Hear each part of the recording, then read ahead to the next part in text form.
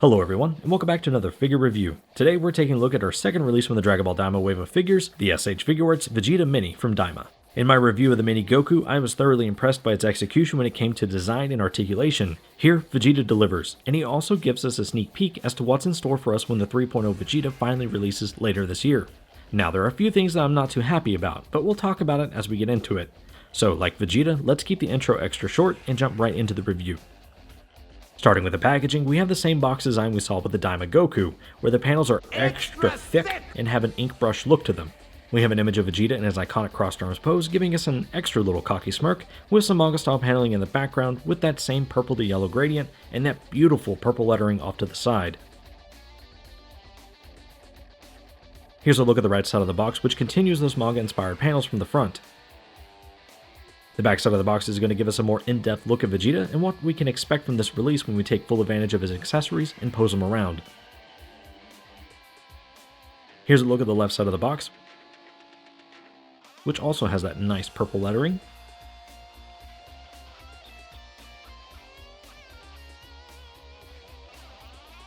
Here's a quick look at the top.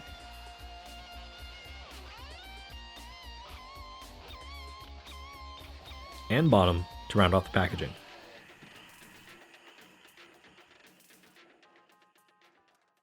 For the paint detail on Vegeta, this is pretty basic if you ask me. The figure will obviously have paint where it matters, like on the yellow and white parts of his outfit that would otherwise be white and blue respectively, but other than that there's nothing else paint-wise to speak of. The hair sculpts are done in the same matte black finish like we saw with Goku, and I think the print work for the faceplates work, albeit I think they would have benefited from some darker ink applications to really define the line work above and around the eyes as well as his mouth. For some reason, they just seem a little too light. That could also just be my lighting. Anywho, those are not my biggest gripes with Vegeta. That title belongs to his hands. If you look closely, you can see that Tamashii pulled a 1.0 Vegeta on us, and his hands are literally borrowed from the Mini Goku and probably Piccolo, as we can see that he has fingernails. Yes, a glove-wearing character has fingernails showing. Look, I know Tamashii is in the business of being cost-effective and saving money, but this shit right here is lazy. I thought we left that laziness behind us, but apparently we have not. Other than that little detail that has my tism flared up, Vegeta is solid. But to leave reviews, how could he be solid if you just ripped him a new one? Well, I'm glad you asked, viewer.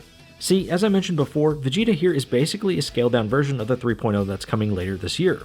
His chest, including the straps that go around his shoulders, are made of a softer material. And, not to mention, his lower half is made of softer plastic, and he's also sporting some very nice ankles for being such a small guy. But all of this we will get into with the articulation section. Right now, let's knock out the accessories. For the accessories, Vegeta comes with a decent spread. Not as much as Mini Goku, but it'll suffice. Right out of the box, Vegeta is going to be sporting 3 extra faceplates for a total of 4, 3 extra sets of hands for a total of 4, an extra head sculpt that's windswept, and his iconic crossed arms accessory. For the faces we get, a stern face, a smirking face, a teeth gritting face, and a shouting face. And here's a look at all those faceplates on the extra head sculpt. Personally, I like the standard head sculpt better just because the windswept look feels like it's missing something. Maybe more spikes in the front? I don't know.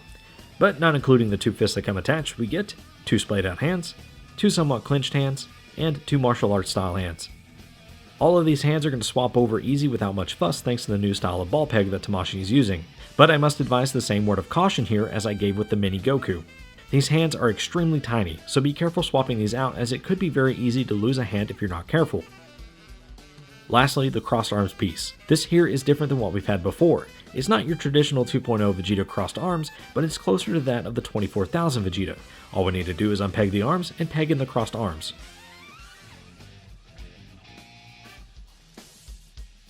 Once attached, there's a little hook that you can use to bring them together to create that folded look. Looks pretty nice actually. Let's go ahead and move on to the articulation.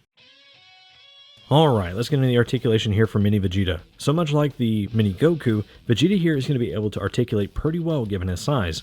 Now there are certain things that he does better than Goku, but at the same time falls a little short on, pun intended. So let's take a closer look at Vegeta and see what he's all about.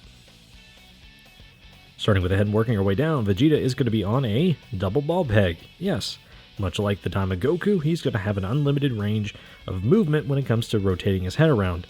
The main factor, though, you got to be cautious of, as you can see, it is slightly tilted. It's at an angle for that ball joint. And the reason why is because the socket is up a little higher than it needs to be. it should be a little bit lower than where it's at, and that would have honestly taken care of its issue, and that issue is the separation that you get whenever you move the head a little too far forward or a little too far back. And this is what it looks like when you look up anymore, and then pop goes the weasel. We'll just put it back on. There we go. And then he can bury his chin into his chest, no problem, with the neck joint. Now, with the neck joint, side-to-side movement is very, very nice on this guy. I love it. This is probably, if it wasn't for the separation that we get up here, I would love it. 10 out of 10. It's a 9 out of 10. So this is the main issue as far as like things popping off on the figure next to the arm, which I'll explain in just a minute. But like the mini Goku, the waist was the key limiting factor for Goku's movement because of it wanting to separate all the time. Anywho, for the arms, Vegeta is going to be on a ball and socket system that lets him T-pose greater than, well, about 90 degrees. It's pretty good. He is going to be able to bring those arms in about like so, get those fists to touch, and if you turn the elbows, because the swivel is at the forearm elbow connection, you're going to be able to get a little bit more than that, so it's not bad. As I mentioned, you do have that rotation at that ball joint, or that ball hinge. So Vegeta is able to articulate his arms at 90 degrees because it's a single joint, not a double joint. And you're going to be able to move those hands on the wrist peg like so. Because it is the new style of wrist peg that they're using for the Daima characters, or at least the miniatures, you are going to be able to pop those hands off and on fairly easy. Just remember, have a good firm grip on that hand whenever you change them out. It'll save you some heartache in the long run. And this is the other issue I have with the figure. It wants to separate just a little too easy at the elbow and the bicep with that joint. It snaps back in, makes a decent connection, but just be cautious or be aware that might happen to you. It might not, but who knows. Another thing I want to point out, check this out. Softer material for the straps. Vegeta definitely does feel a lot softer too whenever you squish the body, but up here mainly. And that is a little sneak peek, I believe, as what is to come with the 3.0 Vegeta later this year. It doesn't really do any good for this figure. I guess you can raise the arms up, but like there's nothing that's getting in the way of that, so it's kind of pointless, but that's neither here nor there. Crunching forward with Vegeta is about like that. Crunching back, or leaning back, I should say, it's a little greater than neutral. It's not the greatest, but you're going to be able to, get Vegeta to move around, lean side to side, swivel, whatever you need him to do. Now, where Vegeta excels compared to Goku is his kicking. His range of movement is incredible. You get greater than 90 degrees here and about 90 degrees here. So this here would be about 135-ish degrees of articulation. Obviously, you would have the same range for this foot if it was kicked out this way, and then vice versa. But again, the trade-off here is the 45-degree splits. The lower part of his waist and everything, or at least his groin, all this is softer plastic. You have a single jointed knee with a built-in swivel down here.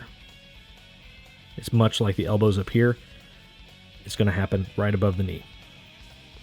And then lastly, we have ankle rockers that do a pretty good job of rocking out and rocking in. Hinge goes down about that far and up greater than neutral. It's not bad. And then a toe hinge that is 45 degrees. So overall, is Vegeta going to be able to do what you want him to do? Absolutely. I mean, your imagination is, or at least the body is the limit to your imagination when it comes to the more dynamic poses. You can get Vegeta to balance pretty well if you've watched some of the... Oops. You can get Vegeta to balance really well if you watch some of the photos in the opening portion of the video talking about the pain in detail. Vegeta can balance pretty well. Except that was just, fighting it just there, but you can get him to stand on one leg, and that's pretty impressive. I think he does a better job of it than Goku. And he can even kick higher than Goku when it comes to that whole balancing act. So it makes that a lot easier. Other than that, though, I'm excited to see what the 3.0 Vegeta brings later this year, because this is just a small little sneak peek at it, I believe. So, anywho, let's move on and go to the comparisons. For the comparisons, here's Vegeta in X2, Goku Mini,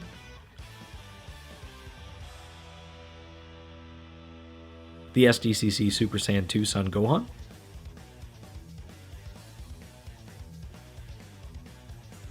Super Saiyan Vegeta Awakened Super Saiyan Blood,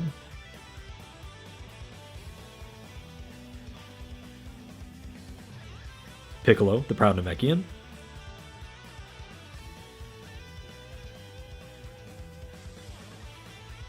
and the Blue Eyes White Dragon.